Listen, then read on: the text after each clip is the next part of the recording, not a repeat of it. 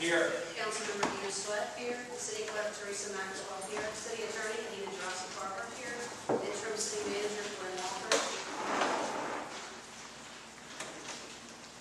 Is providing evidence to Sergeant at Arms, Lieutenant Cliff Minute. Here.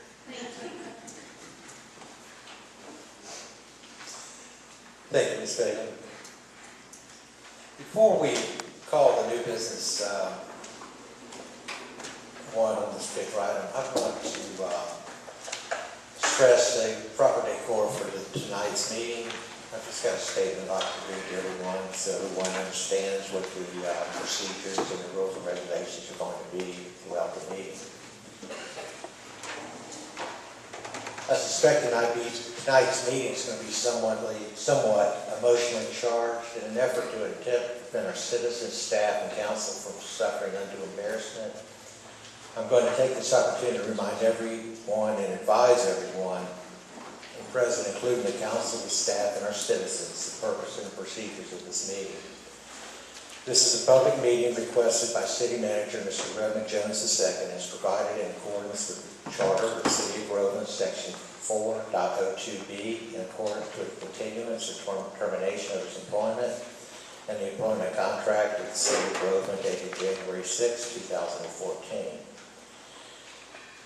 Additionally, I need everyone here to understand this is not a court of law. I'm not a judge. Our council is not a jury. We are the employers of the city manager as outlined within the city charter for the City of Groveland, Section 4.02. Therefore, no questions, cross-examination of council members, staff, the city attorney by the public will be allowed as prescribed under the Groveland Code of Ordinances, Section 2.88F. However, at the mayor's discretion, constructive, factual, and documented information may be considered if relevant to the subject at hand.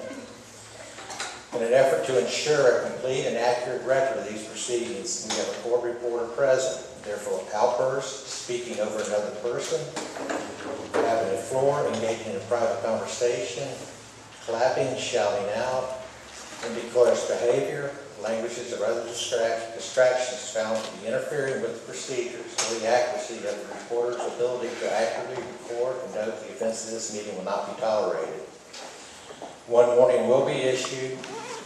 Any continuance of disruptive activity of the offender or offenders shall be ejected from the proceedings as deemed necessary and prescribed under Groveland Code Ordinance 2.89. However, in an effort to avoid interruptions in the speaker during public comment, any specific questions raised will be noted and addressed as deemed necessary by the mayor and the council at the conclusion of the meeting. 2, for our council, staff, please refrain from interrupting each other. Once a council member has been duly recognized by the mayor and is granted the floor, with the exception of, should a council member feel that another council member or staff member having the floor at the time is deviating from the agenda item being discussed, at that time you may request the mayor restore a point of order. Should the council member or staff member choose to deviate from the agenda item on the floor, you will first be asked to confine your comments to the agenda item at hand. Should you choose to continue to deviate from the matter at hand, you will no longer be recognized as having the floor. Please refrain from interrupting our citizens in public comment once they have been duly recognized and have the floor, unless you've been duly recognized by the mayor and allowed to do so. With exception of, should a council member feel a citizen having the floor at the time is deviating from the agenda item being discussed, at that time you may request the mayor restore a point of order. For our citizens, rest assured everyone present and wishing to speak on this agenda item at hand will be recognized and allowed to do so prior to the final vote being called. Once a request for public comment has been called, require the citizens present to adhere to the following procedures. Form a line behind the podium, right over here, and wait to be recognized. Once at the podium, you should state your name and address, unless your address is protected under federal or Florida confidentiality laws as prescribed in accordance with federal regulation or prescribed under Florida statute. Please note to be prepared to supply the cooperating confidential information should it be requested at a later date. As prescribed under Groveland Code of Ordinances, Section 2.88F, you will be allowed 5 minutes as required to state your position on why the council should vote to continue or terminate the employment contract of City Manager Redmond D. Jones II as City Manager of the City of Groveland. Deviation from the agenda matter on the floor at that time will not be allowed or tolerated. All comments must be directed to the mayor only, not to the council, staff members, or the city attorney, or other citizens present. Should you deviate from the guidelines of the agenda item at hand, you will first be asked to comply with the guidelines and confine your comments to the agenda item at hand. Should you choose to continue to deviate from the guidelines, you will be asked to take your seat. Please be advised, no longer than 5 minutes per public speaker will be allowed for any reason. Continuation of speaking after your 5 minutes has elapsed will not be allowed. This is described in the Groveland Code of Ordinances, Section 2.88F. Is everyone clear on the rules and regulations of what we're doing here this evening? Okay, I'll take that as a yes. May I say something? Yes, ma'am, since I call a motion. I'd like to call a motion. I need to get to the motion first, if you'll please wait until I relinquish the floor to you, as I just stated. Thank you. Under new business, city manager's employment contract with the city of Groveland.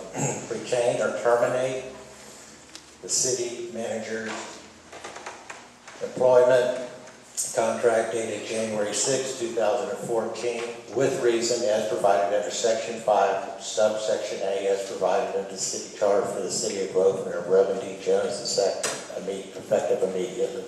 Do I have a motion to do so? I got a motion, Mr. Mayor, to terminate the city manager's contract in accordance with Section 5, paragraph C, subsection A of the city manager's employment agreement dated January 6, 2014. I have a motion on the floor by Mr. Raznick. Do I have a second for that motion? Second. Have a second by Ms. Sweat. Council discussion.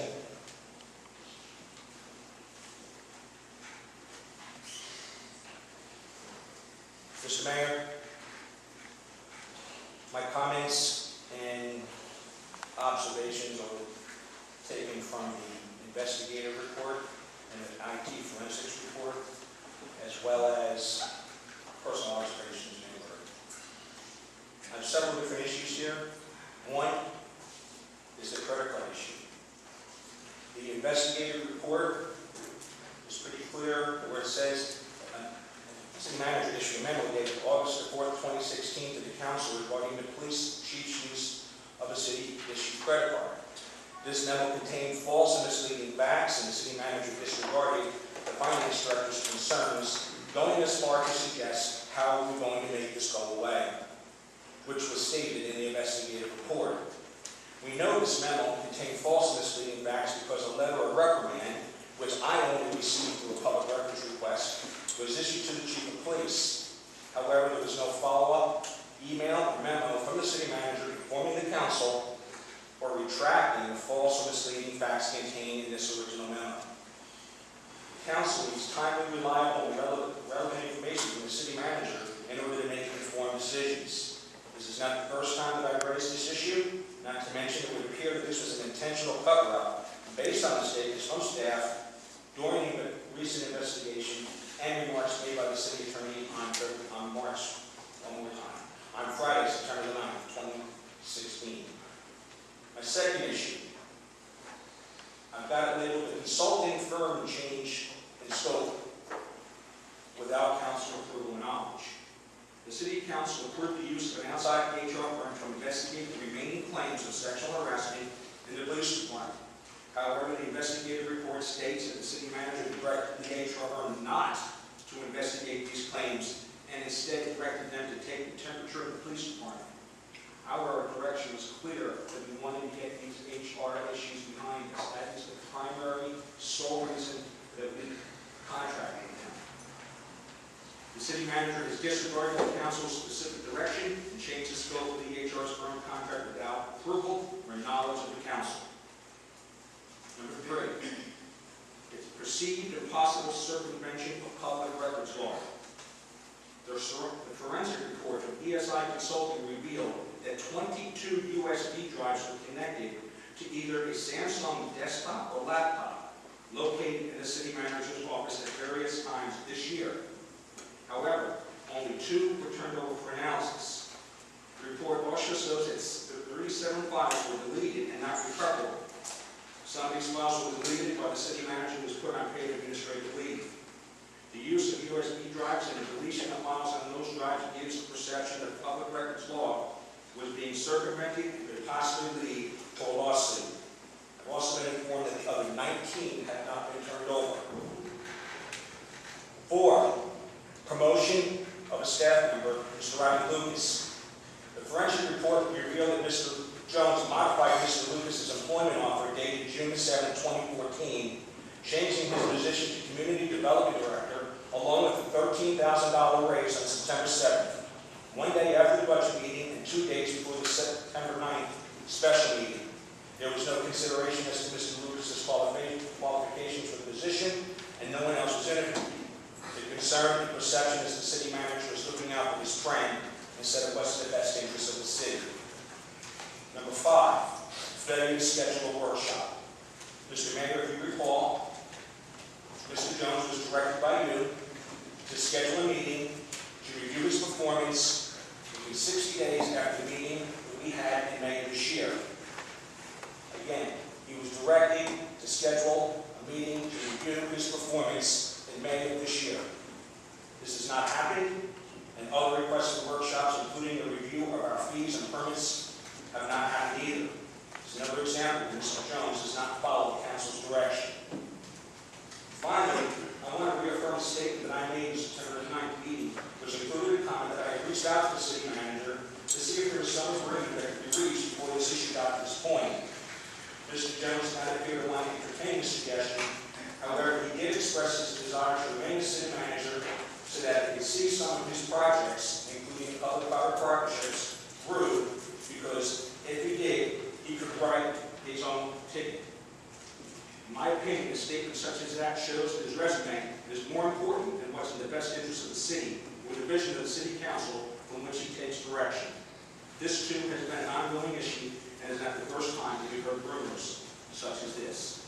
These are my reasons and my observations taken from the investigative report as well as observations. Thank you, Ms. Francis. Ms. Flynn, you had second the motion. Would you like to comment? Mayor, I read both investigative reports, and I'm going to stand behind them because I was shocked as to what some of the things that were in this. Ms. McPicken? I'm going to respond to some of the things Mike Resnick spoke about. The one issue is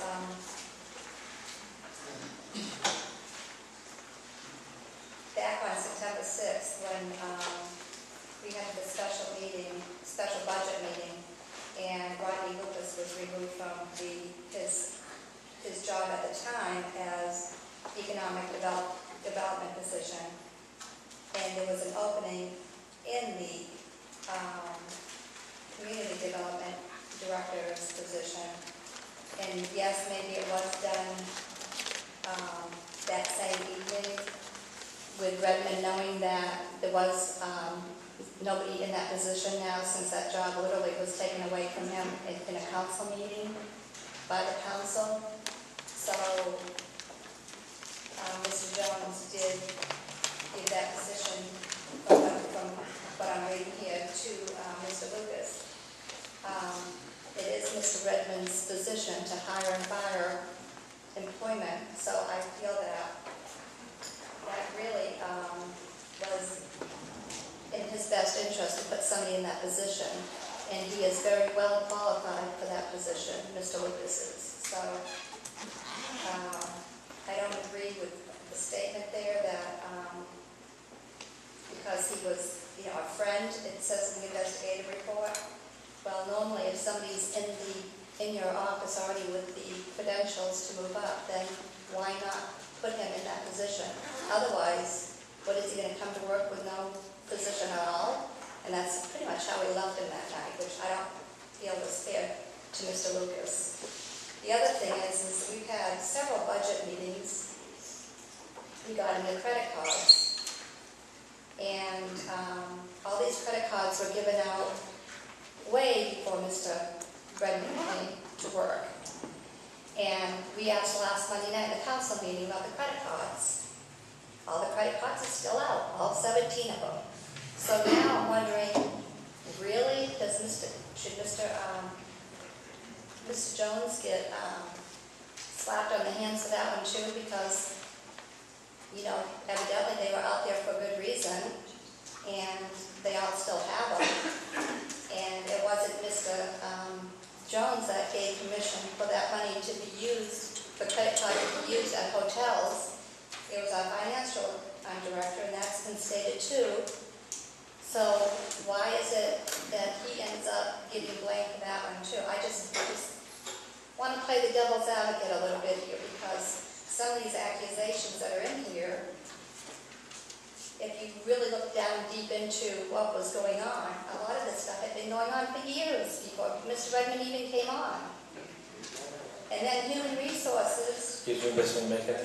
yes, I'm not sure who is talking in the audience at this particular point, but we do have a court reporter.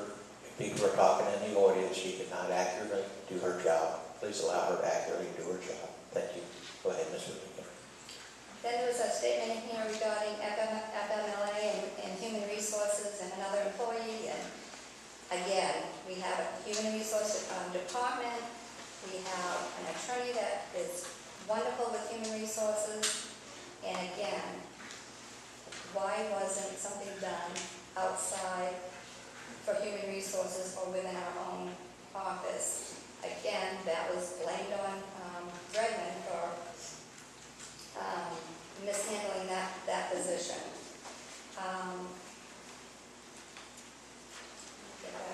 And then there's some things in here regarding Tennyson and being on administrative leave. I called Anita on that one because I had no idea that Mr. Tennyson was put on administrative leave. And I don't know if the council was notified, but I found that, I found some of these things in here that the council knew nothing about, or if they did, then I wasn't privy to any of it. And I was a little bit shocked about that, because I'm hearing that council knows more than I do about some of these things. And that shouldn't be, unless somebody's talking to each other.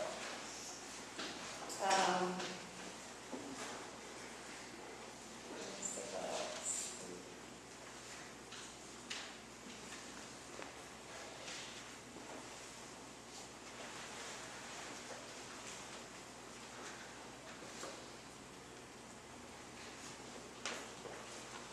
I just feel the bottom line is that,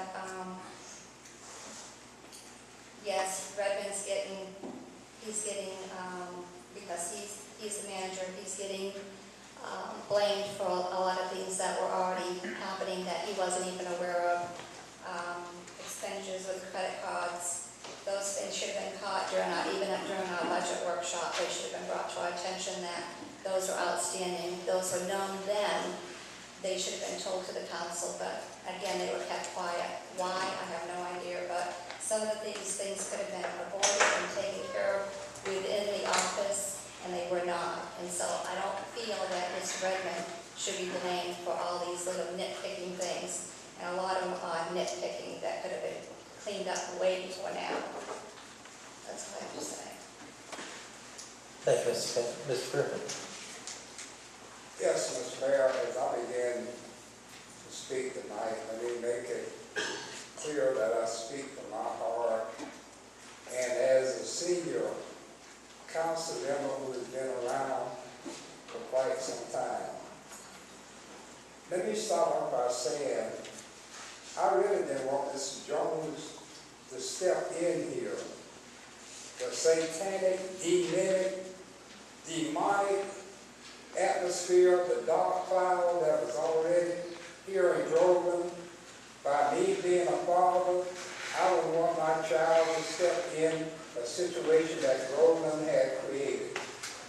I didn't want it. But there's people who wants to fire him today. They wanted him. Here's a young man all the way from Iowa. The money that was spent to get him here was astronomical. And after he got here, he didn't play by the game of rules. He played by his own rules. And then they say, well, see if you can get back home. See if you got the money in your pockets to get you back home. Then it started. Anything he do was wrong. Anything he do, they were looking over his shoulder. And it wasn't a good environment for a young man to work in. I wouldn't want it for my kids. And my kids, same age kids. And I'm saying this darkness has been here for years and years, and now it's finally coming into its fruition. You can't tell me. One reporter said, what do you know about history? I know a lot about history. I know the history of Groveland. I was here in 1949 when lies was told on poor black men. I was here then. I used to sit on the porch to hear my mom and dad talk how my granddad and brother was murdered. You can't tell me about history. And when it's brought back over my spirit, how you murder a man, his integrity, what he stands for, as a father, as a member trying to serve the city, you can't tell me nothing. And what I see here tonight is a reproduction of what our history has been ever since I've been on this earth. So what's written in that report, I don't accept it. And let me ask you this. Was he fired when he was asked to turn in his keys, turn in everything that the city had issued him, and escorted him off city property? Was he fired then? Answer that. He was put on paid administrative leave, Mr. Chairman. Why was his keys? Why was he escorted off the property like a criminal? He wasn't, sir. He was escorted in a manner to allow this particular investigative report to be done. What was he accused of so bad he had to be escorted? He couldn't be asked to leave as a human being. Mr. Rostafaro, would you be able to chime in on this a little bit better for me? That was the motion made by council, was to, for him to turn in those items so that the investigation could continue, and that is allowed when someone is placed on administrative leave. I think it was inhumane and to treat another human being that way, as though he was a bank robber, he was a murderer. I'm thinking that he wasn't treated right. And this is a mark. If you say it's not a court, why do you have stenographers here tonight if it's not a courtroom setting? That's all I have to say. Thank you, Mr. Griffin. I've read both of these reports on several occasions, and I find them quite disturbing also. I want to reply to a couple of Ms. McMicken's questions. On the employment of Mr. Rodney Lucas a few hours after the council did not eliminate his job, they simply did not fund that particular position. I want to clarify that. And also, Section 305 of the Groveland City Charter requires the city manager to notify the council in writing when he hires or dismisses a department head. He failed to do that. I didn't know if you were aware of that or not. As far as the credit card uses, the finance director has stated she allowed one-time usage to that, which that money, I think, came to about $94, was repaid within the next 3 days. There was 10 or 11 additional times that no authorization was given on that particular issue. Can I It was a comment on memo. that? Okay, in just a second, if I could finish, please. Thank you. The email that was sent out on October 4th, 2016, in regards to the personal usage of the credit card, indicated that all the money had been paid back but $314. We found out that he had already been told that the amount was quite higher than that by the finance director. Mr. Jones had stated that Ms. Riffle had given him that figure. Ms. Riffle stated that she had never talked to Mr. Jones about the credit card amount or anything at all to do with it other than the fact of the questions she was asked. The other one that you had was the HR, why the HR people weren't brought in to investigate the police complaints in the first place. When they first came to light to me back in early 2016, I suggested to Mr. Jones that he hire an outside, or bring to the council, whichever it took, to hire an outside firm to investigate these particular allegations. He told me that there was one whistleblower allegation that he was found by the Florida statute to investigate, and I fully understood that. Did not particularly agree with the method that it was going on. I said the other complaints can be looked into by an outside neutral agency, and that way we will show no bias whatsoever from the city investigating their own police department. Mr. Jones adamantly refused to do that. We finally, I believe it was in June, the council instructed Mr. Jones to bring an HR firm in to look into those matters. Subsequently, Mr. Jones took it upon himself to cancel the direction of the council to look into that. Instead, told him to go over there and take a temperature check other than what the scope of work that had been written by our HR person, Christy Higgins, and our city attorney. He failed to notify the council of that completely. So if that clears those up a little bit for you, you can understand not understanding. As far as the not knowing particular things at council meetings, Mr. Jones' obligation is to inform the council of situations in the city. If he did not inform you of those particular situations, and the council has a body, then there again, he didn't provide the council nor council members with timely information on it.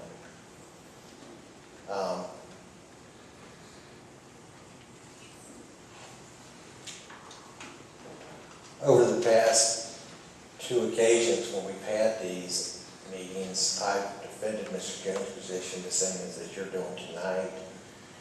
He's tasked with a very difficult job, but in the same respect, hiding things and not informing the council and keeping them up to date and not following the direction of the council is inexcusable. There's no need in the world for that to happen. I have a concern with the 19 or 20 additional thumb drives that were used within city property that could or could not have contained public records. They weren't turned over as requested under the public records law. Instead, Mr. Jones chose to copy them onto there and stating that there was personal information. He apparently deleted, I've heard 30 files on those particular thumb drives, and to this day we don't know, and probably never will know what was deleted on those particular things. The fact that he has brought time and time again ideas to the council, which were great ideas, and I give him credit. He's a great visionary. He really was, and I admire him for that. Mr. Jones's problem, in my opinion, lied with dedicating enough time to running the city, the day-to-day operations within the city. It was precisely what we had hired him to do. He needed to, we understood he came from Iowa. We understood that the laws in Iowa were different than what they are in Florida. The statutes are different, our ordinances are different. We gave ample time for Mr. Jones to familiarize himself with our city charter, with our city ordinances, with the entire operation of the form of government that we have. Mr. Jones expected the council to, at points in time, I wasn't sure if we worked for him or he worked for us. We would ask for an item to be removed. It would come back time and time again. I give the example of the amphitheater was a prime example. We removed that on several occasions, and it kept coming back. Those kind of items, when the council removes those, it's the city manager's responsibility to listen to what the council desires. We are his employers. We do hire him and do have the ability to terminate him. Mr. Jones was going completely in his own direction. And then when it got into what appears to me and appears from this report to be an attempt to cover up a credit card repayment information, and it doesn't bother, the credit card usage doesn't bother me as much as the fact that it appears that it was attempted covered up, because Mrs. Walker stated that Mr. Jones simply asked, how are we going to make this go away? Implying it was an attempt to cover up the infraction. And blame Mrs. Walker, saying she'd give the information we given by Ms. Riffle, which she adamantly denies. Why did Mr. Jones notify the council of a problem in this particular area? Why did we have to learn it through a records request from a citizen that was we were cover copied on? I had no idea any of this was going on whatsoever. It's his duty to keep the council informed so we don't run into these kind of situations. This has happened time and time and time and time again. One thing that isn't noted in the report that disturbs me greatly, there was a situation to where we are having an extremely large project being built or being considered to be built in the north end of our town. Mr. Jones came to the council with a comprehensive amendment plan and also came to the council with a first reading on the annexation, suggesting that the council approve that, knowing that the comprehensive amendment report that was transmitted to the state was inaccurate because the water supply had not been met yet. I looked into that matter in depth with St. John's River Water Management. The reason the comprehensive plan, one of the reasons it was turned down, is because Mr. Jones never instructed staff nor our water consultant to include the amount that was needed to do that. That has created tremendous delays in that project. Completely unnecessary. If the amount would have been included, we wouldn't be in the position we're in right now.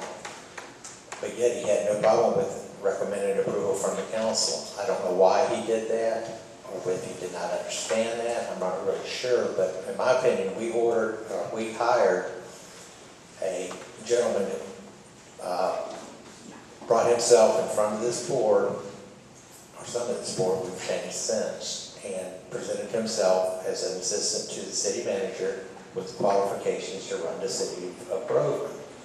I took into consideration the time it would take, the learning curve between the two sets of laws and the ordinances, and to familiarize himself with it. But it appears to me that Mr. Jones was too busy doing everything but taking care of the business that he was hired to do.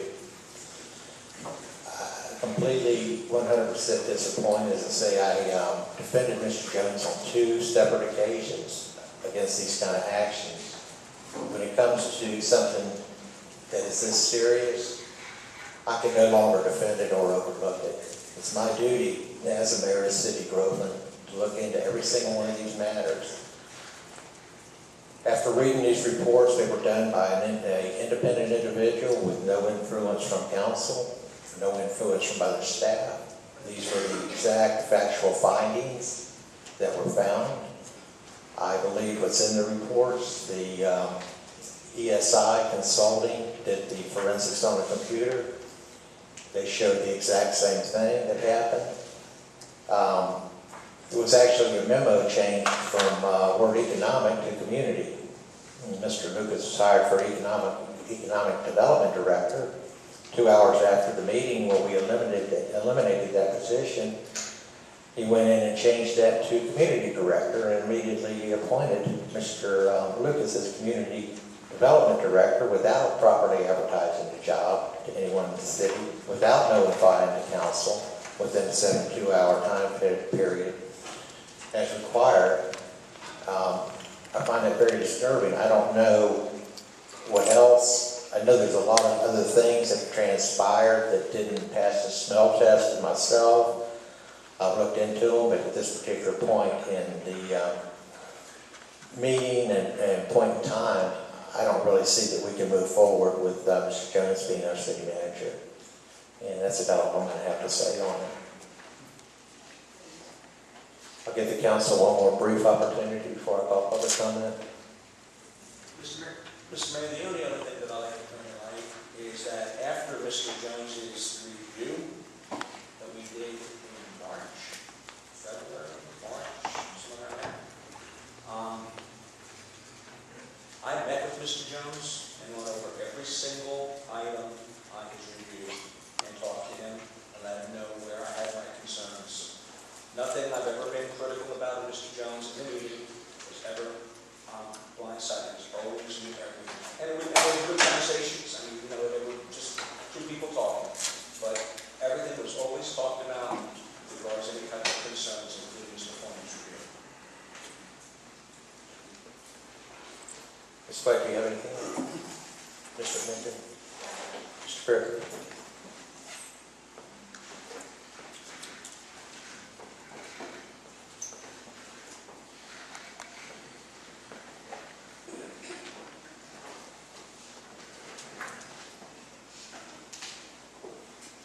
Okay, with that, I am going to open the floor to public meeting. And as I stated previously, please form a line at the podium. And before I do that, Mr. Jones is not here tonight. Is there a representative here to speak on Mr. Jones' behalf? Okay, so if you, let me go ahead and finish with this real quick and we'll get right to it. Again, the only thing is I ask is that you restrict your comments to this particular agenda item, whether you feel why we should retain Mr. Jones or why we should terminate Mr. Jones. That's the question at hand, and that's what this particular agenda item is about. You will be allowed 5 minutes and 5 minutes only. We ask that you do not, I will not allow further time considering the size of the crowd. I would ask that if you are going to state something that someone has already stated and you feel compelled to do that, feel free to do it. It's your First Amendment right to do so. But you can only hear the same thing so many times before I think everyone fully understands it. With that, sir, if you please state your name and address unless otherwise protected under confidentiality laws, we'll open the floor to you for 5 minutes. My name is Tucker Bird, walking with Bird Campbell, and it's my privilege to represent Sir Edmund Jones, the former city manager of the city of Groveland. You'll note that I use the words former city manager to describe his position. As the city's council, city council's action on September 9, 2016 stripping him of his position, his powers, and his privileges, and placing him on paid administrative leave, an employment status which does not exist, was in reality termination in every sense of the word. I'm not appearing here before the council to argue Edmund Jones' case tonight. As the council knows, and the general public will soon know, we have filed a lawsuit already on behalf of Mr. Edmund Jones against the city for wrongful termination and for retaliating against him as a whistleblower. That case, we argued in a court of law in Lake County. Rather, I'm appearing here tonight to voice our continued opposition to the manner and means by which the council is attempting to proceed. This proceeding profoundly lacks basic elements of due process. First, the city has yet to put Mr. Jones on notice until tonight of exactly what charges he is facing, as prescribed in Section 5 of his employment agreement. As you recall, I cautioned the council last meeting about the lack of fundamental fairness which comes from at least telling the accused that of which he's being accused. Even tonight, the reference to Point of order, Mr. Mayor, this has nothing to do with the termination. Ms. Bird, if you could please restrict restrict your comments to the agenda item at this particular time. I believe I'm fully within my right to express Mr. Jones' position. You can continue, sir, but please restrict it to the fact of why you feel it should retain or be terminated. Second, the city apparently is intending to rely upon an investigation conducted supposedly by objective outside counsel. But the investigation could hardly be considered objective. And before you wrap yourselves too tightly in that report, let me point out the following. Number one, it is a one-sided report and it is simply wrong. For example, the drives. Nowhere is it mentioned the drives belong to Mr. Jones. And Mr. Jones provided the contents of the drive to the city. And if the city had sufficient evidence originally to set this hearing, why did it later order an investigation? Of what? And who decided the scope of the investigation? And how could the investigation be considered fair or impartial when the interrogator refused to disclose the full scope of the investigation before attempting to interrogate my client? The motives behind this proceeding are suspect as the due process it lacks. Several of you have been very candid, even brazen, about your desire to give to Mr. Jones, describing it as a foregone conclusion. Even worse, some of you talk as if you're witnesses to the proceeding, which raises an irresolvable conflict of interest. How you could sit as the jury and the witness over Mr. Jones. With all due respect to members of the council, at this juncture, the council would be well served to stand down and let the judicial process run its course. Mr. Redmond Jones asserts that. Excuse me again, Mr. Burke. Whose cell phone is this?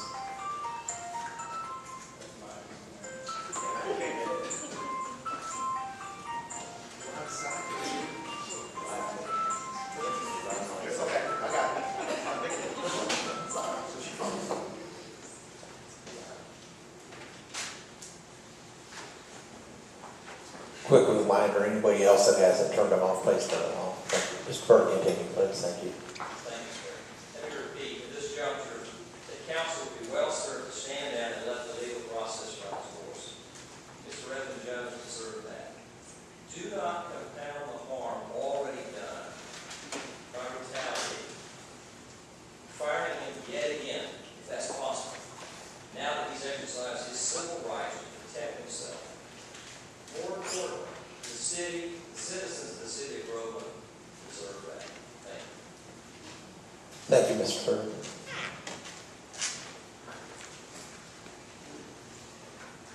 See, I don't see anybody else in line at the podium. Yes, sir. Please state your name and address unless otherwise protected or confidential. Chris Walker, Chair, mate. I think this microphone needs to be turned up, Mr. Mayor. It's pretty low tonight for whatever reason. Mr. Walker, can the court reporters hear Mr. Walker? Okay. Mr. Walker, go ahead. I want to focus on several things tonight. First of all, we do need to retain Mr. Jones because this entire investigation has been a sham from the start. Number one, we spent $13,000 on an investigation with an investigator who's not an investigator, but yet she is an attorney. That equates to about $1,250 per page of discovery of nothing. You should well know, Mr. Mayor, Council, that anytime you present something as evidence, you need to make sure that you have evidence in writing, in text form, letter, but a lot of the accusations that are being presented tonight are simply just accusations. To say that Mr. Jones said, let's get rid of this. If you don't have it in writing, you shouldn't be repeating it. Number two, we failed, this investigator that just paid $13,000 to, failed to present that Mr. Jones reprimanded the chief for his financial indiscretion. Number two, Mr. Jones is the one who should be on trial tonight. It should be your finance director because she's the one who's issued out the credit cards She's the one that knows the budget. She's the one that approves the credit cards for all 17 credit cards. And if she did not catch this in the last 2 budget meetings that she is responsible for, then I think we got the wrong finance director sitting in that chair over there. Mr. Walker, I'm going to Number stop. Mr. Walker, I'm going to stop you. Please address the matter, not the finance director. I am addressing the matter because the Sir, it's credit not card for is debate. attached to your finance It is director. not for debate. Please stick to the I'm not subject. debating, Mayor, but your finance director is responsible for the credit cards, not Mr. Jones. And we have a 10-year history in this city that credit cards have been here before Mr. Jones. Anybody that wants anything that I'm saying, then they can see me and I will email them whatever they need. That's fine. Number 2, it Continue. needs to be pointed out that our city insurance company is threatening to drop us because of all the frivolous lawsuits that we have in the city. You can see that too. Let's go through this investigative report.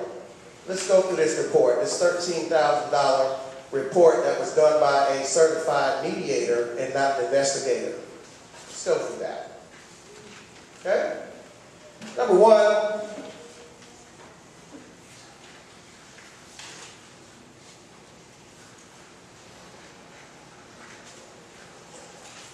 all right. Instead of investigating one computer that we said we were paying for, we found out that we were investigating other people in this report as well. We never were told at a city council meeting that we'd be investigating Mr. Lucas's phone records, which is absolutely a violation of his rights because he was not the object of the investigation.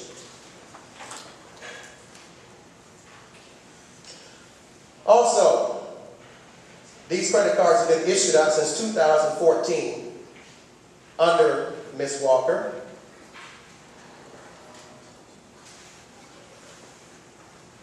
He's not protecting the chief because he reprimanded him. He also verbally reprimanded Ms. Walker. And I want to read a statement that your investigator put on here. In the conclusion of this investigative report, his actions are subject to public scrutiny, and the evidence here indicates a relaxed attitude towards city council and their authority. Significantly, the fact that Jones could not meet with the independent consultant hindered this investigation. You know, if you're going to investigate somebody, you should have an investigator that knows how to do an investigation without asking the person who's being investigated for the information. Walker, you've got 30 seconds. I think after this meeting, we need as citizens to demand a total audit of every credit card, every department, your city attorney, your finance director. We as citizens demand a full audit so we can get the truth and not have Mr. Jones be the scapegoat for years of inability to run this city. Thank you, Ms. Walker. 5 minutes are up. Thank you, sir. Other public comment?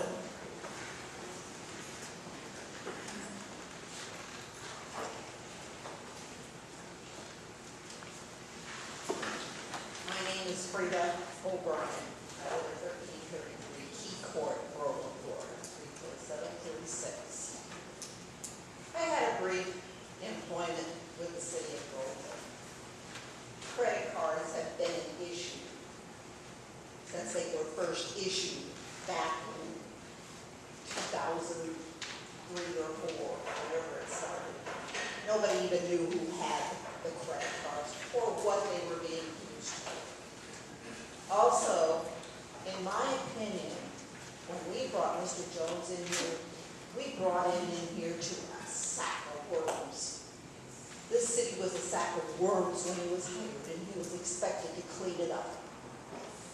And all I can hear tonight from the people on the council is how terrible he is. He's not terrible. He did his very best with what he was given in this city. And I could go back and claim a lot of things about financial directors and other people in the city that we never did anything about. And I blame the council for that too. Thank you. Thank you, ma'am. Further public comment?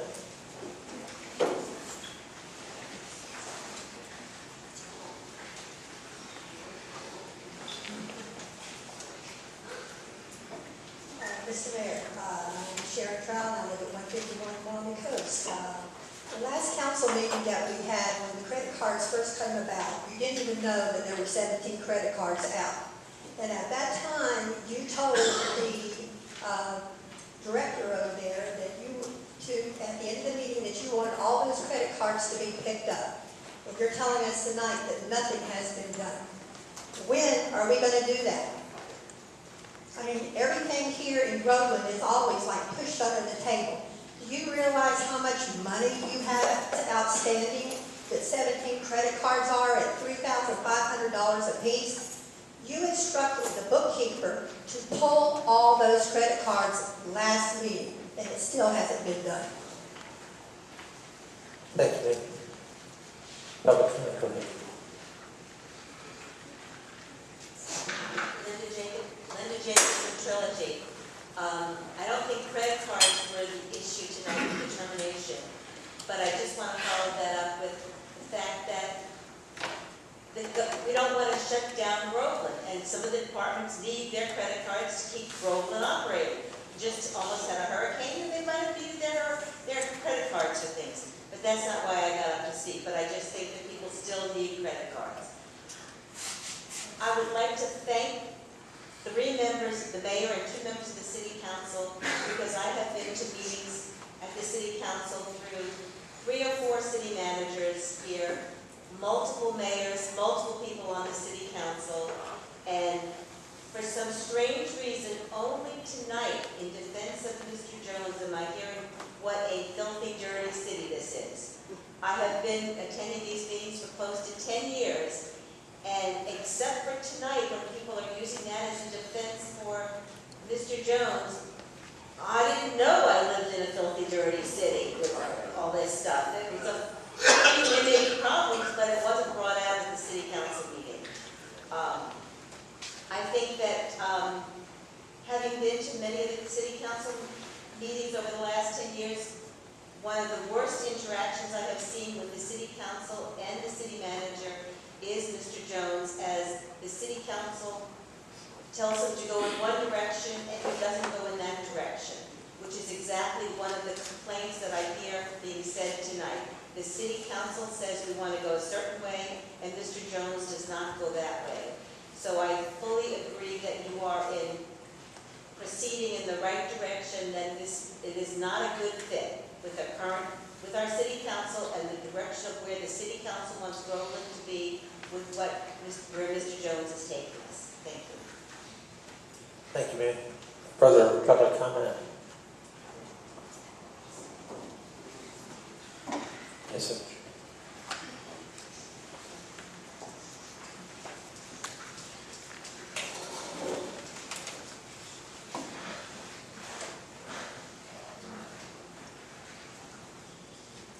Mr. Mayor, Tony McCoy, City Pastor of Open National Church, 13806 City Road. I was asked to make a statement by you about why I feel that Reverend Jones should not terminate. First of all, I think I agree with the sentiments of some of the individuals that came up before. He had a tough job. He still has a tough job. I'm believing that we have enough reason to give him that opportunity to do his job. Whenever there's filth in the city, the sin of filth likes to hide itself as an angel light. And I believe Mr. Mary, like our last speaker came to, she's not aware of that. I believe that's simply because darkness don't come to say, here I'm dark. The enemy doesn't come here and say, I want to kill you. There are, I believe, special groups behind the scenes that all have already made up their mind that he should not be a part of the city. The report that we were looking at, I think that 3 things it summed up is that, one, the relationship with the council. He seems to have a negative relationship with the council. I don't think that's the council as a whole. I think it's just a group of individuals. Who's a group of individuals that are controlled by other individuals that are not happy. And I think that that's a direct reflect of the corruptness that we are talking about here. Mr. Rodney Lucas. Rodney Lucas, I heard about him getting promoted to another position. He has 2 master's degrees. I believe that he's more than qualified, and in any business, you promote from the inside if possible. So I don't think that many, even the council members, can say that they have 2 master's degrees, that he's more than qualified for the job. And like someone else said, why have this man not getting paid to do anything? If there's an opening, it only makes business sense to move him on. Number 3, the report that we read clearly stated that there were no cover-ups. No cover-ups. So when we talk about, hey, we covered up the chief and these things, we did not see those things, and the report also stated that there was no cover-up. So all of what we really boiled down, we just got a bunch of people feeling, I don't like this guy, and for my opinion, he should do stuff my way. You didn't go get the degree that a city manager needs. And I believe he's brought a lot of good taxes to our places, some good money into our city. And I believe that also, Mr. Mayor, when we look at why I don't think he should be fired as well, is you can't micromanage a guy and expect him to do an extraordinary job. You can't surround him with people who are looking for him to speak instead of letting him speak. When we look at even the report, you see that in the report that some of these credit card issues, even with the chief himself, was over a 2-year period. I have many businesses as well, and my finance director didn't let that slip for 2 years. I think even members of the council, Mr. Razzak, he's a man of reason. He's a home review. We should be able, Mr. Mayor, to say, this is not acceptable. It can't be acceptable. How can I do my job when I only have 1 HR person? How can I do my job when my financial director is a part of the issue? So, Mr. Mayor, I'm hoping that we can do 1 or 2 things tonight. One, that I call upon you to be a voice of reason. And 2, I call upon you not to rush to this decision, because it's going to tear this city apart. Because there are a lot of good people that believe that Redmond is a good man, he's good for the city. And I believe that we have a segment of individuals that just want to see status quo, don't want to get it off the 30 seconds. So, Mr. Mayor, I would ask you to even consider this. If any council member will make this motion, not to rush to judgment, to give an opportunity for this to be pushed back until the end of elections. And then see if the people can have an opportunity, we can have an opportunity to work with the new council that will be there, even if it's the same people. Thank you. Thank you, President. Further public comment?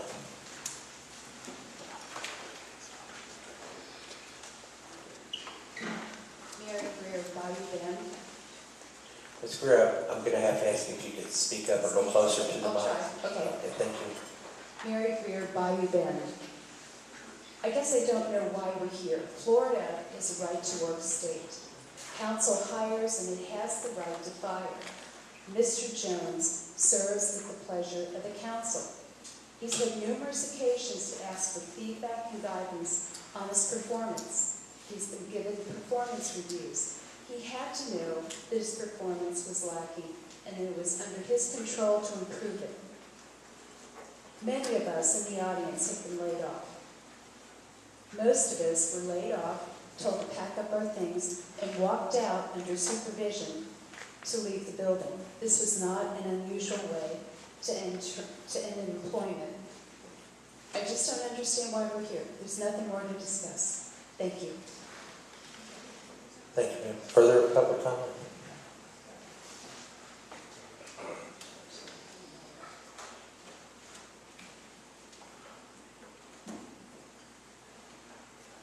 I have a handout I'd like to bring up, if that's okay. Yes, sir, it is.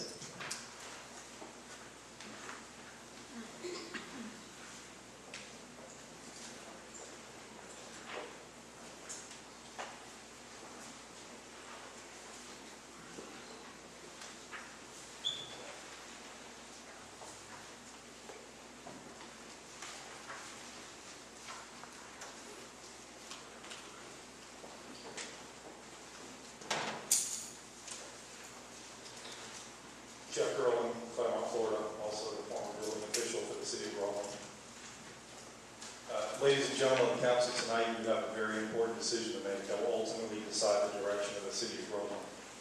In order for you to make these decisions, I feel like you need as much pertinent information as possible. With that being said, I'd like you to turn your attention to the handouts I provided. That outlines my interaction with the city manager that dealt in detail the basis of the false FDLE complaint filed against me. If you look at Exhibit 1, you'll see an email between myself and Ryan Berger. That email clearly outlines the fact that the city of Groveland, through Ryan Berger, knew about the practice of charging the minimum value for various permits. Please take note of the date of that email. The email was from May of 2015. Also note my original response. I responded by saying this was contractual. Also, it's important to note who's copied on page 2 of the Exhibit 1. If you go to page 2 of that exhibit, you'll see Redmond Jones and Ryan Berger are copied on this. So they're clearly aware in May of 2015 of what's going on in the city as far as the contractual agreement we have. Now, if you look at Exhibit 2, you'll take note of the language that's highlighted.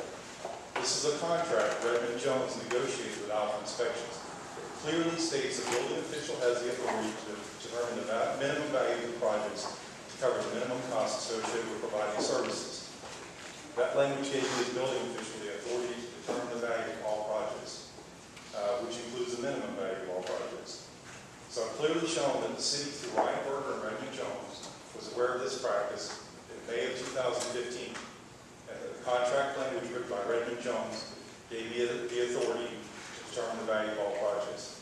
Now let's flash forward to October of 2015.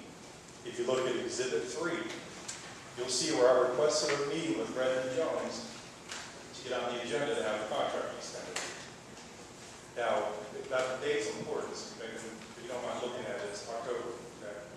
If you look at Exhibit 4, you'll see a curious email from Ryan Berger, okay, about 2 weeks later.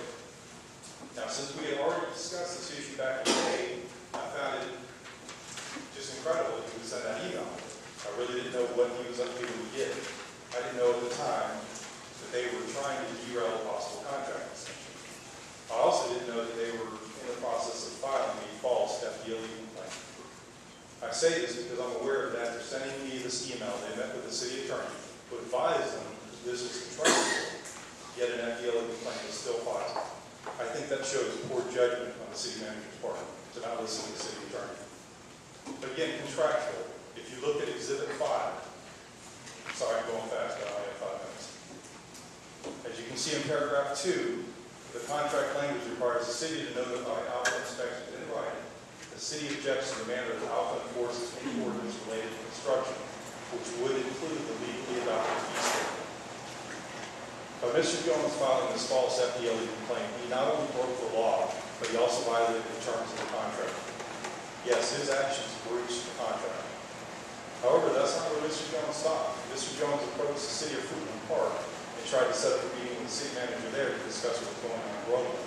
He attempted to destroy my business relationships there as well. Now ask yourself this question: is Redmond Jones acting in good faith as the city manager of Groveland by going to Fruitland Park? Keep in mind that Alpha Inspections does not have a contractual relationship with Fruitland Park. The only connection there is Jeff Burrow. So he was making this personal, and he was going after me. Now, I've been working in Groveland for the past 15 years. For most part, the employees here are good people trying to do a good job. In all my years working in Groveland, I've never seen a working environment like the one at City Hall when Redmond Jones is city manager. A lot of these people in the audience don't have the pleasure of working in City Hall. I feel it's there you have cronyism. If you're his friend, you can be extremely unqualified for a position, yet you're advanced into it anyways. If you're his friend, you can come and go as you please. You do not need to explain to your peers where you are or when you'll be back. If you're his friend, you have amazing favorites. If you're his friend, you can be extremely incompetent at your job and it won't matter. You're starting 30 seconds. Yes, that's what most of the employees who aren't his friend feel every day at work. If you happen to not like cronyism, or favoritism, or nepotism, and speak up, you're sure to feel the pressure and fear that will be coming your way. I'd like to finish the rest of it. I understand everything. No. Thank you, Mr. Kirk.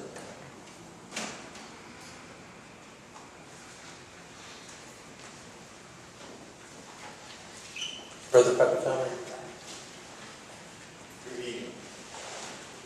is Rodney Lucas, the interim director of community development, and I just wanted to review a couple of things. Can everyone hear me? Yeah. I wanted to speak into the record that there's no cronyism here. I graduated from Park College in 1987 with a BA in finance. Graduated from there in 1992 with my master's degree in public administration and city management. I went on to receive 2 more master's degrees from the University of Missouri at Kansas City in urban administration as well as nonprofit management. I've worked for the cities of Kansas City, Kansas, the city of Las Vegas, the state of Missouri, the city of Kansas City, Missouri, as well as the city of Gladstone, Missouri. I feel I'm more than qualified in working here for the last 2.5 years. I received my certificate of public management from Florida State University over an 18-month period, which I appreciate the council allowing me to do that.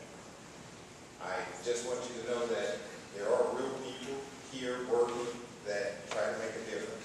I'd like to thank the council for allowing me to work at their leisure. I just wanted to refute that there's no cronyism here. Thank you. Thank you, sir. Further public comment? Yes,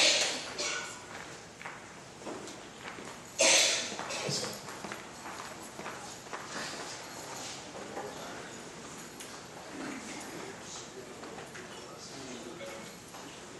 Good evening, Bernice Christian, City of Groveland Code Enforcement Officer.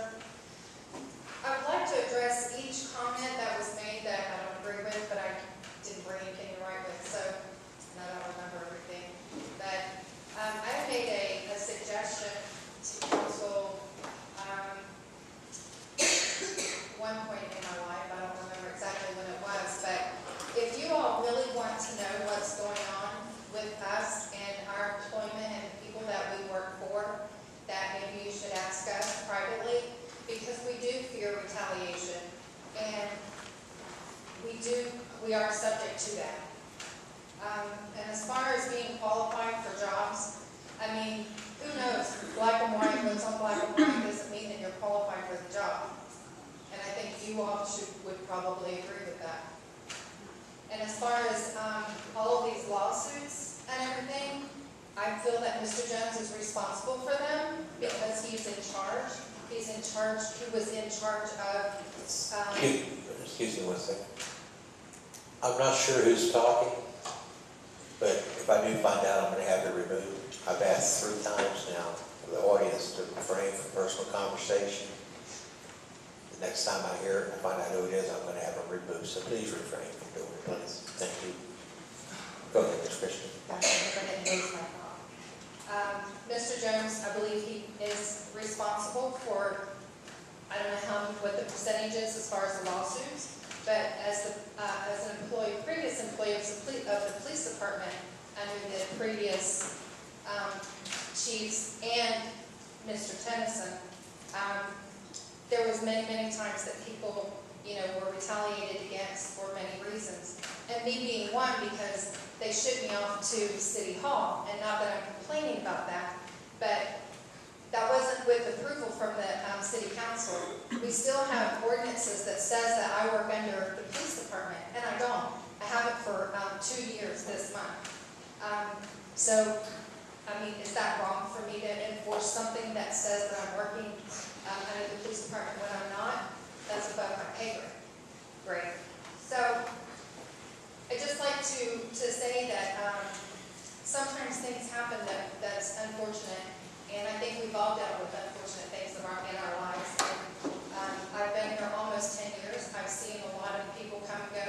I've seen a lot of things that I don't agree with, that I keep my mouth shut about because of the fear of retaliation. And the only person that is here that's been here for as long as I have on this scene is Mr. Bertman. And gosh, I'm fighting my time really hard, but the issue that I'm having is support from the person in charge for me to do my job. And in the past, I've had that, and I can honestly say I have that in the last couple weeks that I didn't have before.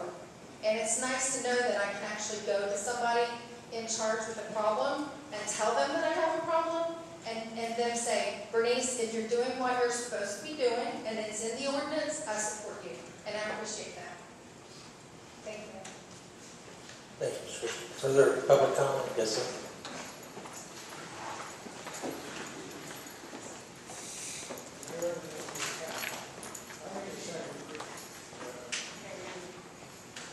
My name is Samuel Griffin, and I just want to ask a couple of questions.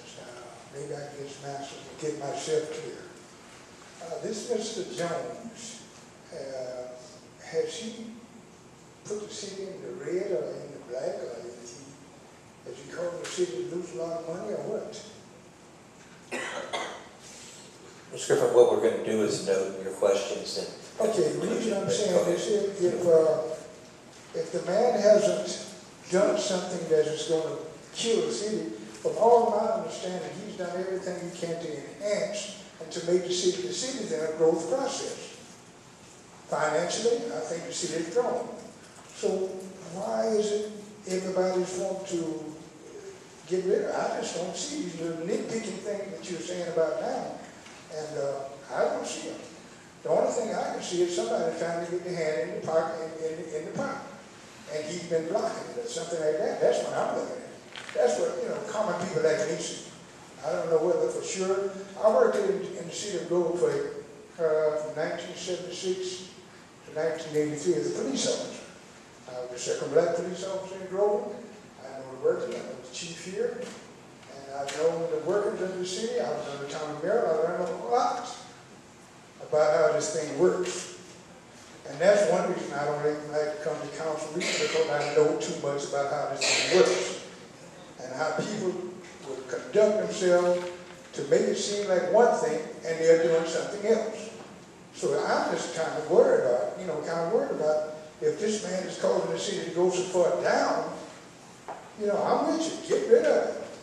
But if he's causing this city to gain monetarily and business-wise and everything, what is the problem?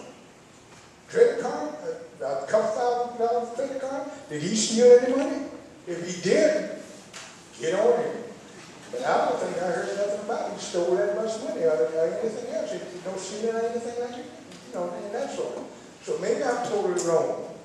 Or maybe I don't understand the whole thing, but you can believe I'm going to start to come to the city council meetings, because I feel there's injustice going on, and I'm listening at different ones come up talking about different things, and I'm just totally out of it. This is the first meeting I've been to in a while. But I just want to know just how bad this man really is, whether I can get him out of there or not.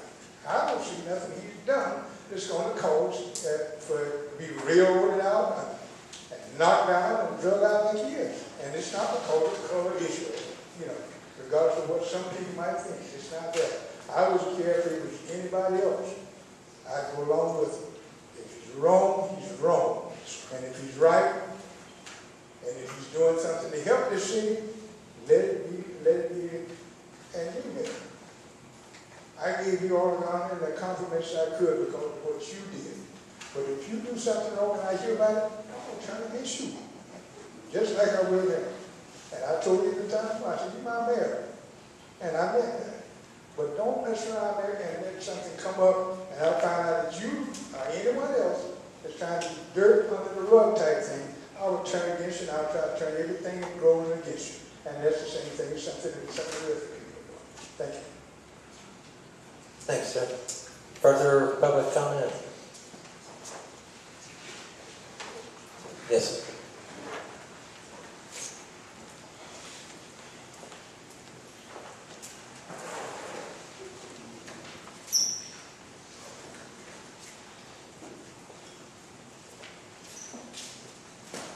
Good evening, Mayor. My name is James Smith. I reside at 1217 Stratton Avenue here in the city of Groveland. I just want to shed some light on some things because I think there's some things being conveyed that I think is not being conveyed correctly. And I think that the citizens Mr. Jones is not the first and the only city manager that the council has forced to resign or make a drastic attempt to terminate. Now, I've been here in the city for a long time, but not as long as Mr. Griffith or any native resident. And I've seen a lot of things. I've been here from the very beginning when we had the first city manager, Mr. Sherwood, was served for quite some time until his retirement. Then we hired Mr. Yarborough, which he served for several years before moving on. And he was followed by Mr. Hester, which unfortunately passed away while he was still employed with the city. But ever since then, Mr. Hester, there seems to be some controversy with city managers. And I say this to say that, you know, and it's not because the city manager didn't have the capacity to do the work. You know, there's elected council members that were always looking for stuff. You know, and I find it highly, highly disappointing as a public servant staying in their lane. You know, there is as according to our city charter, there's a lane for management and there's a lane for elected officials. But when elected officials entrench on management, then I perceive that as an issue because it hinders the day-to-day operations of the city as a whole, of these activities. And there's, you know, I've sat here for the last 5 months. And I've been a part of this council. I was a part of bringing Mr. Redmond here in this city. Not because we were looking for city manager. Mr. Jones was not the city council's first choice to replace our previous city manager. He was the second choice. You know, and the reason he was the second choice, because our first choice was dictating to council when he wanted to come to work. And I spoke up at that, and I spoke up for that. No potential employee should be dictating to the employer when they don't come to work, when we had already had established parameters. He was supposed to be here in January 2014. And he informed the council that he wanted to come later in January. And it was my recommendation then that, hey, we need to terminate this and move on to our next second candidate. And that was, by the way, Mr. Jones. Mr. Jones came to us highly recommended, highly qualified. You know, and ever since he's been here, it seems like he's been under scrutiny. You know, it's not because he don't know what to do. It's because selected council members won't allow him to do what needs to be done. And I'm a candidate for mayor. And I'm saying this, I don't care if you vote for me or not. It doesn't matter. The matter of fact is what's right. It's doing what's right. Everybody look around, you're humans. You got things and you got feelings. You do a good job. Mr. Smith, could you please address up here, please? Thank you. I don't have to look directly at you, Mayor. I'll say 30 seconds. Okay. But I'm just saying this, you know. I think what is going on, it needs to stop. And a lot of the intimidation I hear some of these staff members come up here and talk about, and I'm assuming that they are alluding to Mr. Jones. But I caution you, there are some council members sitting right at this table that can be accused for the same thing. But I bet you not one of them will tell you who they are. But they are sitting at this table. Thank you, Mr. Smith. Nobody's taking action on that, but they're taking Mr. Jones for the fall. Thank you, I Mr. think it's sad. Thank you, Mr. Smith. Support excuse for public. Thank you, Mr. Smith. Thank you. Yes, sir.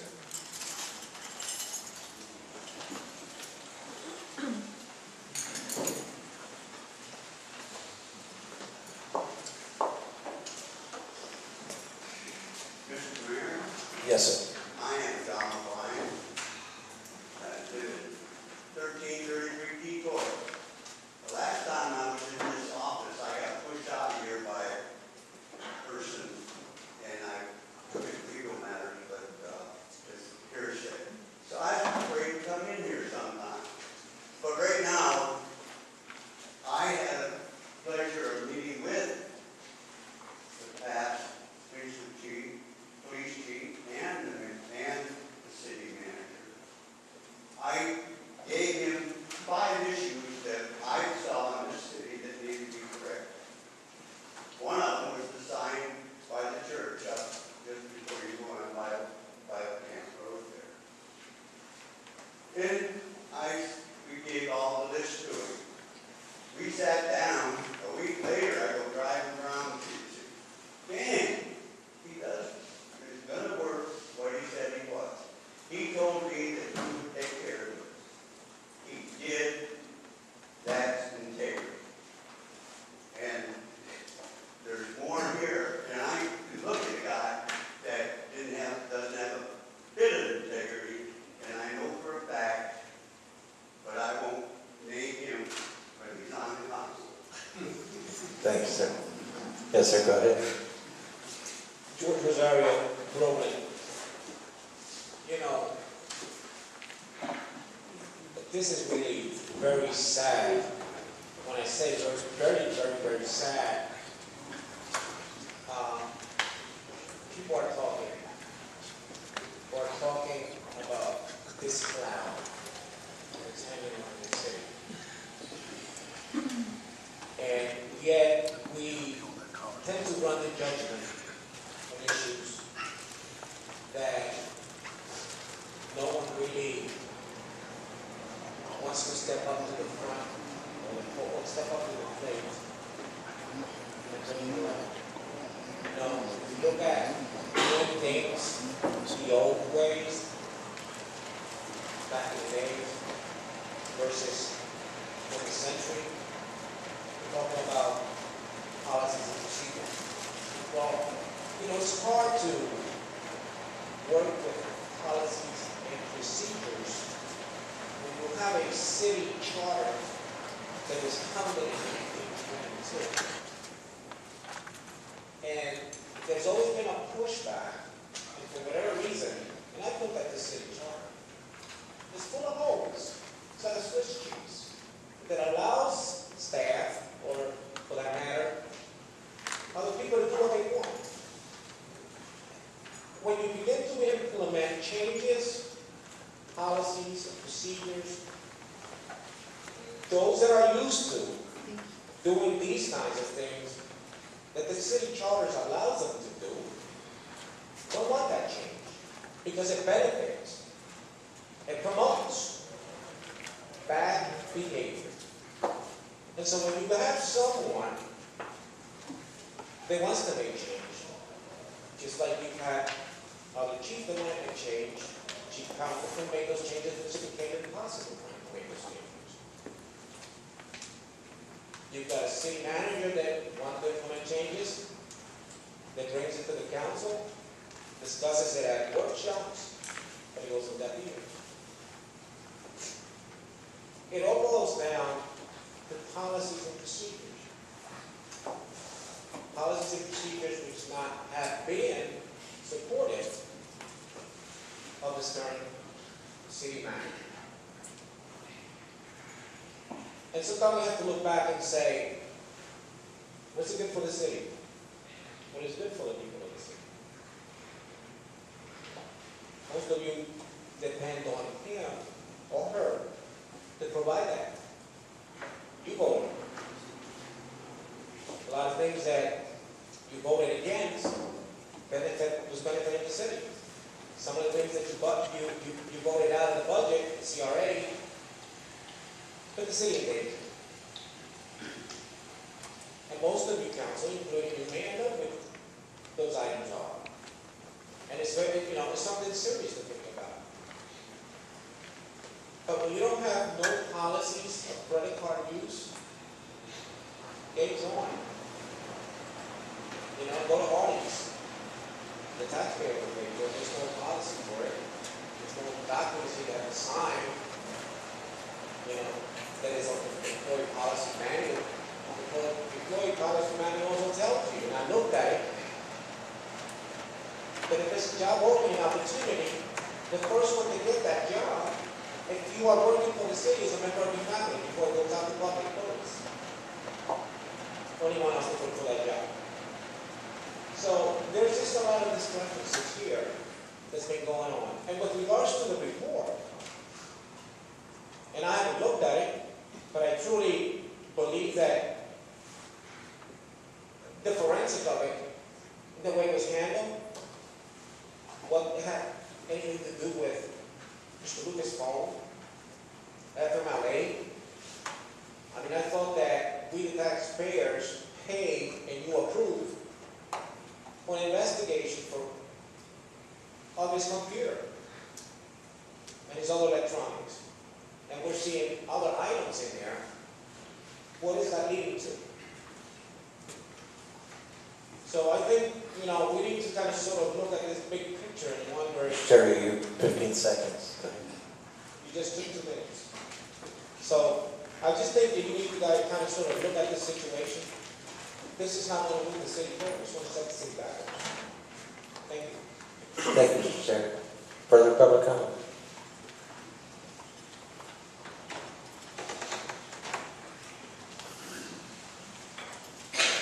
Mr. Mayor, Ed Meyer, 151 Balmy Coast Road.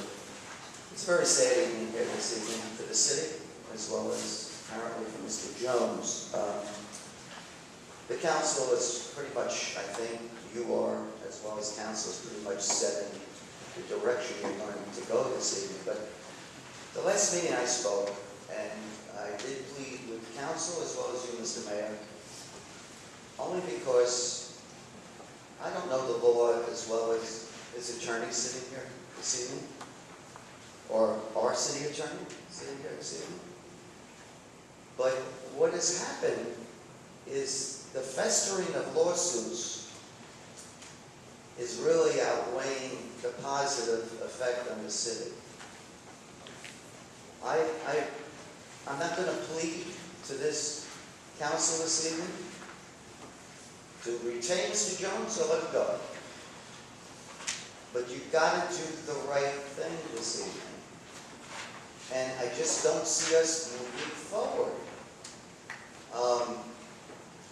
I really think this should have waited till the next mayor got in place. It's really rough on you, Mr. Mayor Lawrence. This is not a pleasurable thing. And I hate to see you go through it. I've always had a lot of respect for you. Unfortunately, in this situation, I just think too much is happening over a lot of, in some ways, immaterial things that other people have pointed out this evening. And we have to do what's in our hearts and do the right thing for the city. And I know I might be the last person talking tonight, and we're already coming down to the wire. But maybe, if we think smart before we vote tonight, maybe the council here, can discuss with the city and come up to an alternative not to build up another horrific lawsuit. I really want you to concentrate in that area. This is where we're going tonight. I said at this podium, we're headed for a lawsuit last meeting. And sure enough, he has announced that this evening. It's not good for the taxpayers. It's not good for the newspapers. It's just not good. And to conclude my statement, Mr. Mayor, I've done a lot of research on my own about Mr. Jones, what he's gone through, and my personal opinion, this is just my personal opinion, a man is, I can't believe, under the microscope of the First Amendment, how a man could be constantly deal with maybe one individual of the city and not be able to do his job, because you must focus on how to defend yourself 24/7. It's very difficult to do this, Mr. Mayor.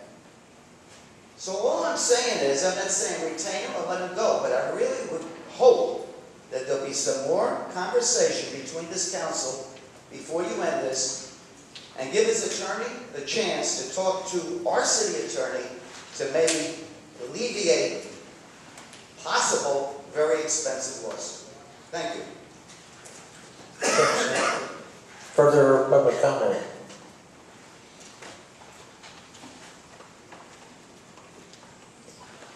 Hearing no further public comment, I'm going to close public comment.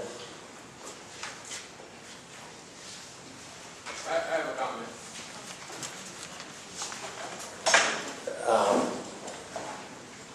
Mr. Herbert, I've already closed public comment. I'm very sorry. No, sir, I can't. I've closed public comment. Sir, I have closed public comment. Can you reopen? Yes. Mr. Trustee Carver? Would the council like to reopen public comment? Mr. Griffin? Yes. Mr. President? Yes, sir. Ms. Sweat? Go ahead, Mr. Herbert, you have 5 minutes. It's not Herbert, say there. You there, I'm sorry, I get that wrong every time. Okay, there've been a lot of comments tonight about Mr. Jones, about the situation. Last time I got up here, I made a statement, and I said that, I would have thought that you'd done an investigation first, and you informed me that wasn't the way that. We're going to speak out just a Okay. bit forward. The last time I spoke here was at the last meeting that we had about Mr. Jones. And I made a statement that I would have thought that you would have done an investigation first before you brought all of these issues to the council. And you informed me that that's not the way the charter works, that you have to first bring things to the public and then do the investigation. So now you've done your investigation, you've come to your conclusions, and you'll make a decision tonight. But my thought is that this whole thing could have been avoided, and had you guys really thought this thing out, we might not be looking at a lawsuit. And we've had a number of them in the last couple of years, more than we should be, or should have been involved in. Now we're looking at the same thing again. So I think if you had thought this thing out, what you would have done is look at Mr. Jones's contract, and gave consideration to how much longer he had on his contract. Took that into consideration, and then also took into consideration that there's an election coming up very soon. That really could make a difference for our city. We're all paying taxpayers here. We're not very happy about what's been going on with these lawsuits. And that's a reflection of the city council's management of our leadership. And so whatever happens with Mr. Jones and all the other employees that are complaining is a real reflection on the people that we have elected to hire the right personnel to run this city. Now I've lived in Groveland for 8 years now, 7 years, I'm sorry. And I've seen a lot of back and forth with the city council, the factions on the city council, 2 against 3. Pick your choice. Dina, Mike, Tim, John, and so forth. And we all know how that works. But it's really not about, the factions. It's about the citizens of Groveland. And we're looking for good leadership. Not only good city management, but good leadership from the council. And we expect you to work together to make the right decisions. I hope you make the right decision tonight. Because I think the people are tired of all this. We're tired of being in the media with a lot of negativity. This is going beyond absurd. Let's get it together. Thanks, sir. Hey, Mayor, can I have 30 seconds? Yes, sir, you sure can. We've opened public comment again, so go right ahead. Just real quick, Mr. Mayor, since the investigation was done and you all had your issue. Pastor, I just need to get your name and address. My name is Jody McCoy. My husband and I are senior pastors at 13806 State Road 33 in Groveland, Florida. But since the investigation has been done, and you have your points that you feel like, the reason why you all are firing him, why don't you allow him, since the investigation was done, to follow through and correct anything there is that you two have an issue with? What's wrong with that? I'm asking a question. You two, what's wrong with that? Pastor, during the public comments, I think it's before you got here, the council's not going to answer any questions, but after the Okay, public Mayor, comments done, can you answer? we will after the public comment is concluded, which is noting the questions that are Okay, asked. I just think the right thing needs to be done. The right thing. And you have the power to do it. Thank you.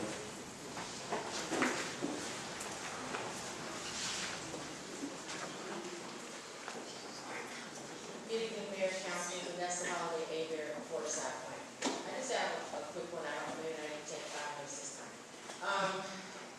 Again, I'm gonna have to piggyback on my husband saying that it is an election year. So I find it really kind of odd that we're doing this before the next section comes up, because again, we talked about this last time. We don't know if the council is gonna look like it looks right now. It very well might, or it may look different. So why are we having this now? Why don't we do this after the election? And because again, it's not fair if new folks come in to city council and have these spots. It's not fair, it's not giving them a chance. They may work with our current city manager differently than you do. So I don't know, this was brought up before, and you had the opportunity to possibly change this, but nobody did. I'm kind of wondering if some of this is going on because of basically implicit social cognition. I really am. I hate to go there, but this whole country is at that level right now. And I think that's what's happening here with the city. I know you're saying that if we bring up something here in public comment, that then you will come back and answer the question. That never happens. Last session I came and I asked about, was a risk assessment done? I'm back here with Mr. Meyer where he was saying, it's not about if our city manager stays, goes, it's what's best for our city.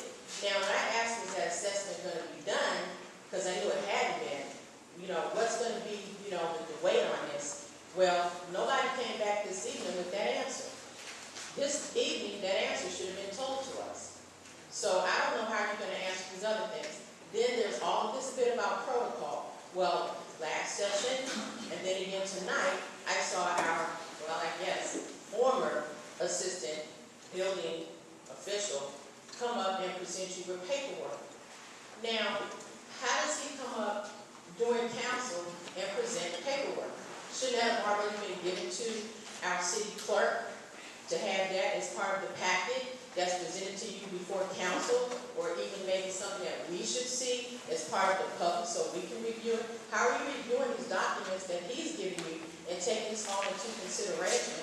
Because he says something is false, then the public out here just assume that it's false because I don't even know how he got to be our former building official. Last time I was here, he was our building official. So I don't even know how all this happens. So, again, it just goes back to,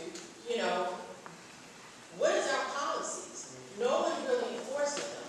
No one seems to know when to do something or when not to do it. Then when you get someone in that wants to do the right thing or is trying to do the right thing, there's all of this hoopla that just, it's just current minutia that goes on. I work sometimes in new contracts where I'm trying to lean out a corporation. I couldn't even leave this place. It's just, again, it's a complete disaster. And it does reflect on the council. It really does. And I know the city manager definitely is far from perfect. I've even had some personal issues with him.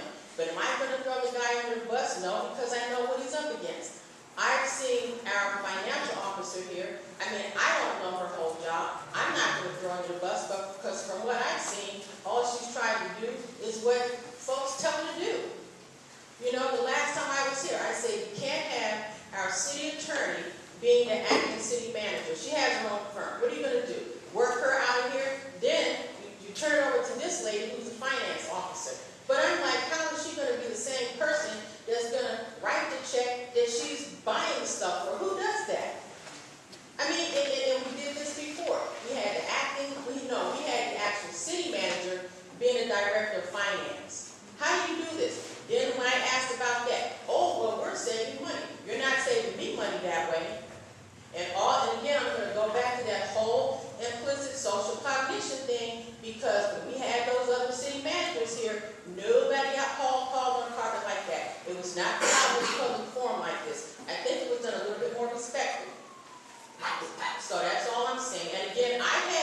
Vanessa, And 30 how seconds. Roger's involved, I don't know, because this guy's been really good too.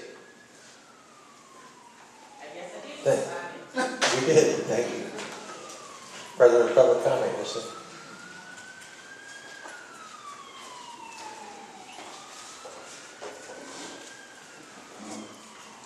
My name is Rufino Garcia, I live at 1131 Whitewood Drive. And maybe I've come here several times, and again, Uncle Mayor, I spoke to Mr. Jones about a year and a half ago, and we spoke about law enforcement, we talked about the community, and one of the things that we spoke about was putting a advisory board for the police department, which he was part of, and so was the chief of police here. I was also, a little background, I had worked for the Baltimore City Police Department, and my wife worked for the mayor of Baltimore City. And they had the same situation in Baltimore City. We had a mayor there, her name was Sherry Dixon, and she was also accused of using credit cards. And what happened there, real briefly, was they rushed to judgment. They did. And they got rid of her. Well, needless to say, they brought another mayor in there, and of course everybody's read about the riots in Baltimore. But I'm pleading with this council and the honorable mayor is not to rush to judgment. Look at all, I've been a police officer 35 years. I've done internal affairs.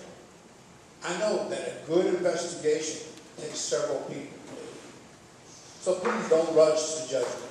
I love this city. I've been here 2.5 years, and I know the right thing done tonight. Thank you. Thanks, sir. Further public comment? Again, I'm going to ask further public comment. Okay, hear none, I am closing public comment now. Council, would you like to take a 5-minute break? We're going to take let's make that a 10-minute break, and we'll reconvene at about maybe 4 minutes after 8.